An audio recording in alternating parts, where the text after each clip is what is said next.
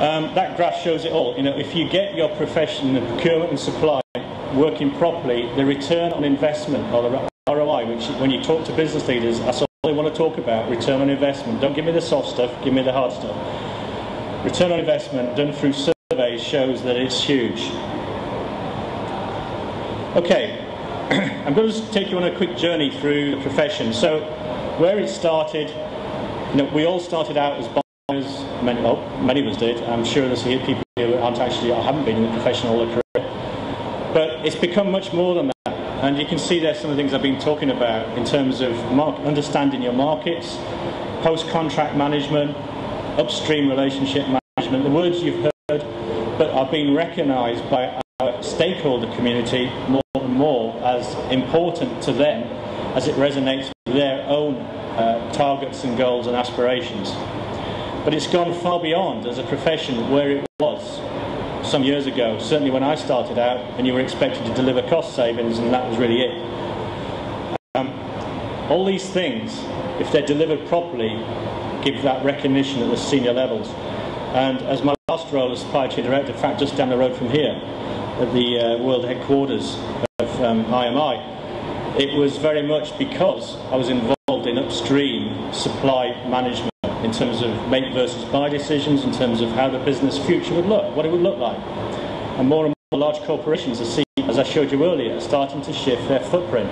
To do that, they need expertise from the supply profession. So that's all about the profession, and I've whizzed through that very quickly. And I want to talk a bit about SIPs now, because we are here to serve you in the profession. That's our role. We are here to enhance the profession. We do not and should not be doing anything that does not enhance your profession. Therefore, we are migrating from being just not just, but a membership organisation, an education provider, into all these other areas. What I can announce to you is that we are about to deliver an award, a competency award for non-professionals, recognising that, unfortunately, we have a lot of non-procurement people spending our money.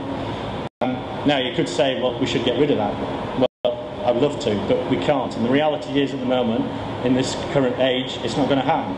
So engineers, quantity surveyors, social services, we have to ensure they have the basic contracting skills, particularly post-contracting, where a lot of the money is lost, certainly in the public sector, in my experience. But all these other things we're looking at in terms of a CPD programme, which is going to be developed in the next couple of months, and will be announced and rolled out in the next 2 months. Continual professional development beyond MSIPs. I'm sure, like you, certainly for me, you do your MSIPs, get your award, and then you wonder what's next. Well, believe me, something's coming next to take you on that ladder of success to a high level, with higher level recognition coming from it and reward. So that's about to be announced and delivered in 2 months' time. And then there's many other things there which time precludes me from going into, but those are the two big ones I wanted to mention to you. The one that I will touch on, though, is our global standard. The one thing I have a vision for, above all else, is to get this license to practice. If we can achieve that as a profession, where accountants have achieved it, where doctors have achieved it, if we can achieve that, we'll be taken far more seriously. Many countries now are doing that. They're mandating this license to practice.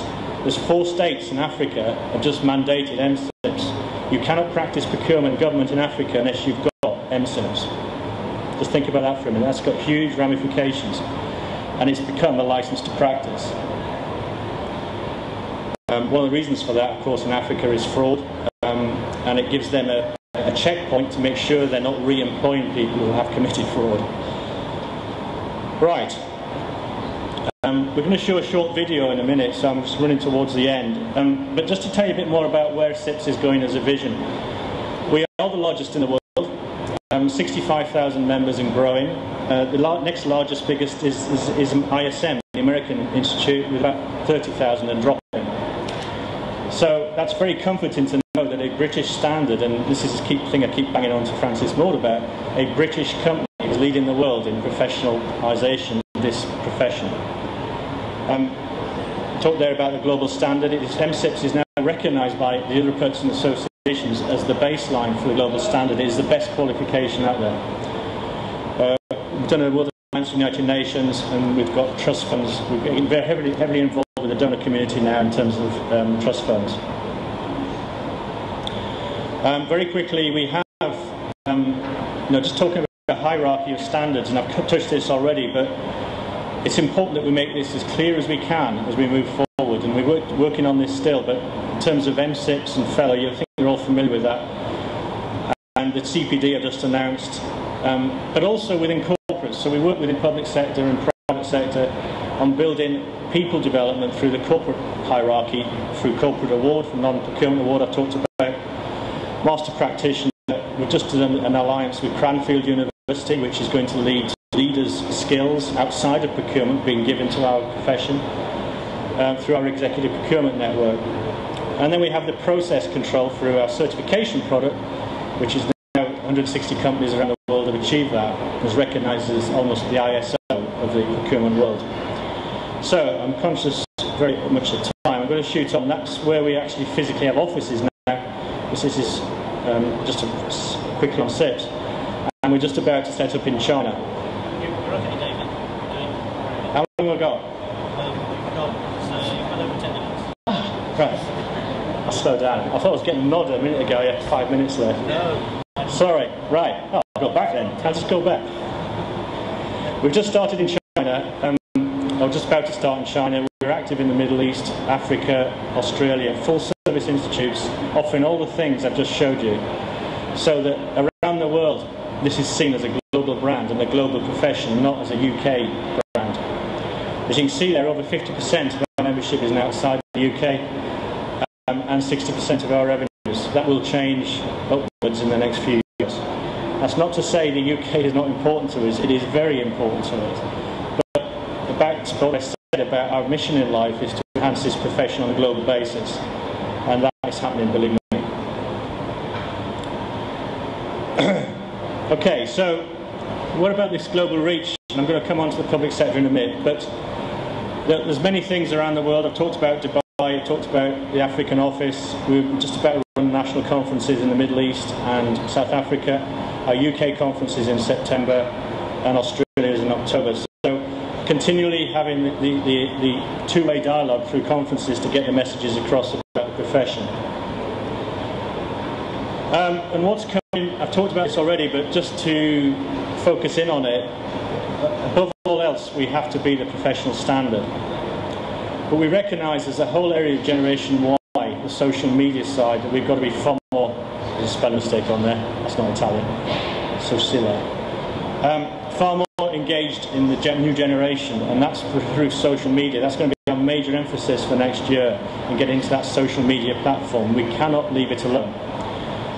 I talked about the geographical reach, enhancing the function through a passport to supply, which is for non-professionals, and the whole area of public good and setting up trust funds. We're going to start setting up trust funds. We're not for profit. Fortunately, we're very strong financially now. We're going to divert that into trust funds to help needy cases around the world to succeed in this profession, get into this profession and succeed in it. So that, if you like, is a whole picture of what we're doing in 2011 towards this profession.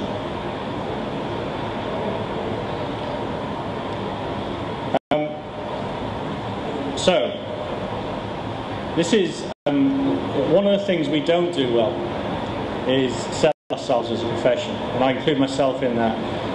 We have to sell ourselves wherever it is, whether it's the media, as you see there, or whether it's through senior contacts, or just getting the message out how important this function is. And these are some of the things that are going on. You know, we're in the Wall Street Journal, we're in the Financial Times, we're on BBC TV.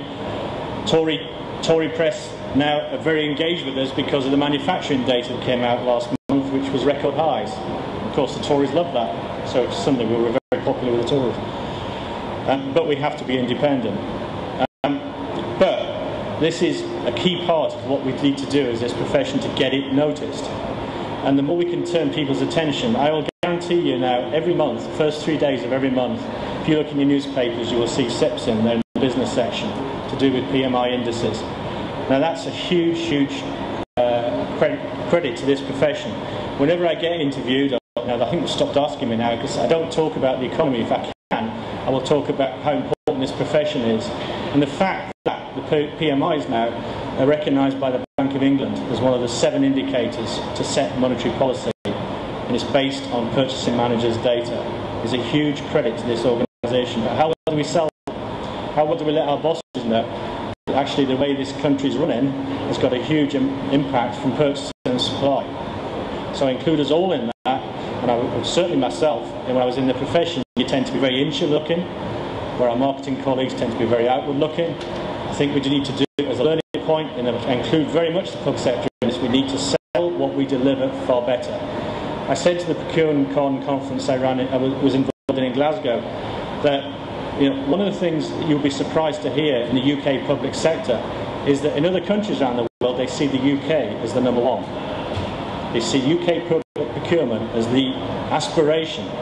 I sat with the head of the Chinese Treasury who said, I want to learn about UK public procurement. So whether it's justified or not, we have a good reputation out there in public procurement. Apart from the MRD maybe. So,